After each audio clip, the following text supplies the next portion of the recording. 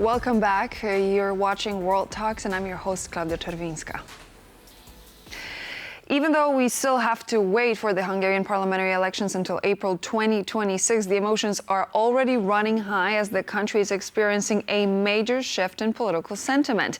Recent polls show Peter Magyar Tisza positioned itself ahead of Orbán's Fidesz as the party is suffering a blowback from the declining economy. Péter Krekó, director at the Political Capital Institute, joins me here today to talk about those tides shifting in Hungary. Thank you so much for joining me on the program. Thank you for the opportunity. It's my pleasure. So as we're looking at recent polls, there is clearly a sort of sentiment. We have 44% to Tisza, 34% to Fidesz, so the ruling party as of now. What do you think is the main reason for this shift currently taking place in Hungary? I think this shift has multiple reasons, but the three most important ones, first, as you have already mentioned, the economic situation. So in previous elections, Hungarians mostly felt that the economy is running rather well, and it was an underlying reason why they were even most receptive to governmental propaganda. This is right now not the case. The economy is not performing very well, and the voters feel it. Second, very high levels of corruption that has become an issue, and corruption, which was regarded to be rather normal, have also kept raising attention since the Tisza party stepped on the political stage. So it was a non-political topic beforehand. It has become a political topic now. And third, I would also mention that there is, I think, a general boredom towards Fidesz in Hungary. And as we can see in all over Europe, there is an anti-incumbency wave. Governments in power usually are losing on elections, and newcomers are more successful. And this is something that has finally spiraled in Hungary as well. And Tisza can well exploit this sentiment in the public opinion.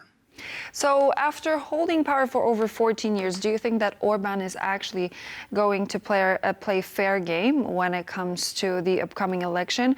Or is he going to do whatever he can, by any means possible, to actually maintain his office?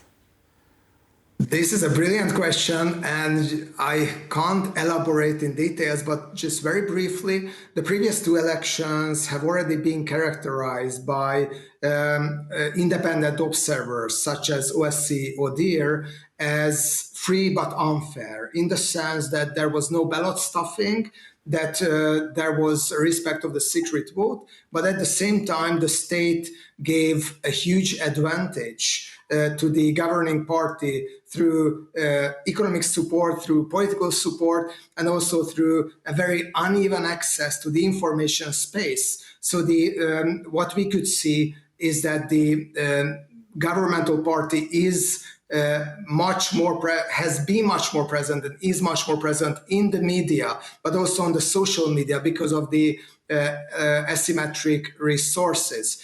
I think the next election will most probably be very unfair. And the question is that will it be free? Will it be free in the sense that will Peter Magyar be allowed to run, or he will be excluded from the election, or his party? This is something that the governmental party also considering. Will it be free in the sense that the government won't terminate the results or annul the results if they feel that it's not serving their interests? Will it be free in the sense that the voters can express their opinions and there will be no tricks at the ballot boxes? These are all questions at the moment.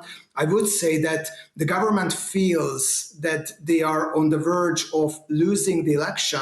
And if they will feel it 2-3 months before the election as well, then I think we have to prepare for some electoral trickery. And what we can already see is that Russia is interfering in the Hungarian election. And unfortunately, the government is not just not trying to push it back, but also rather welcoming the presence of Russian hackers and Russian disinformation in the Hungarian information space. So do you think there is any sort of a danger for the opposition being stifled ahead of the upcoming election? Are we going to see some sort of escalation when it comes to the actions of the current government ahead of the parliamentary elections? What's your opinion?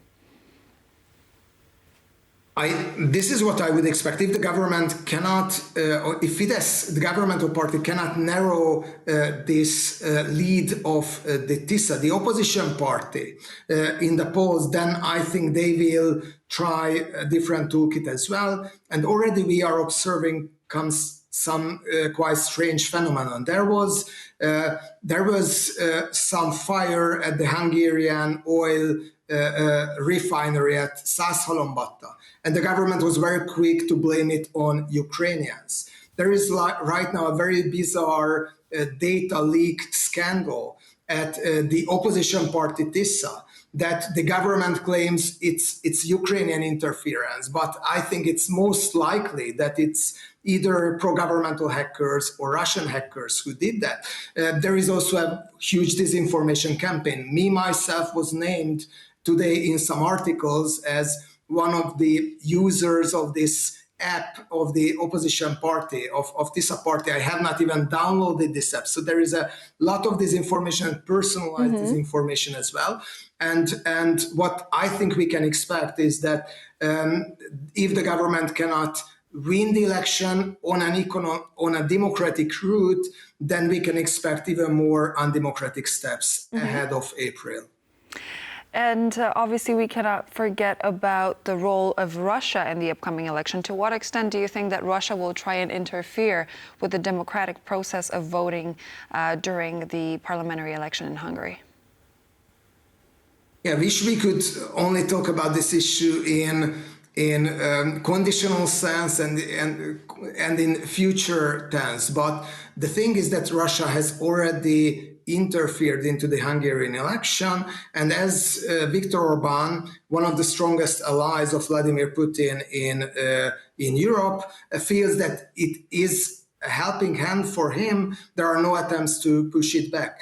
There was a statement of Vladimir Putin already, who practically endorsed Viktor Orbán on the next election, which is rather, I think, rare even from the Kremlin.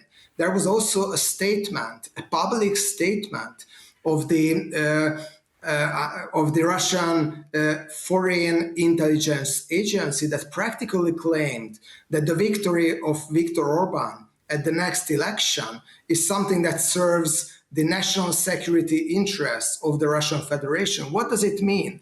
It means that practically Hungary was defined to be a perfect place for active measures. If Russia feels that it's their vested interest and officially claims that Viktor Orbán wins the election, then of course we shouldn't be surprised of what we have already seen, that most probably Russian hackers have appeared.